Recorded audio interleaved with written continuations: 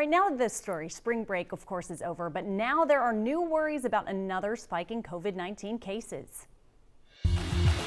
Now that spring break has come to an end, doctors fear people traveling more, new variants, and the state mask mandate ending could be a dangerous combination. Doctors hope people remember the pandemic isn't over. They recommend people wear masks indoors and quarantine from people who aren't vaccinated for 10 days after returning from vacation. We want the vaccine to win, but that means we have to stack the odds in its favor.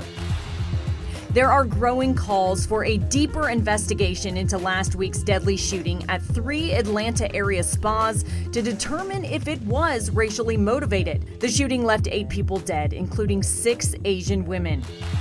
Stop Asian Hate has been trending across the country, but one Facebook group has been fighting the stigma since the beginning.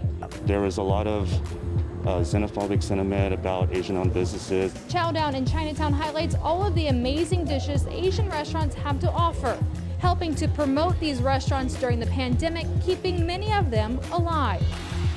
A crisis at the border. The number of migrants trying to enter the U.S. is surging, and the number of unaccompanied minors in U.S. custody has swelled to more than 15,000. Now is not the time to come. Do not come. The journey is dangerous. President Biden says he's considering a visit to the border.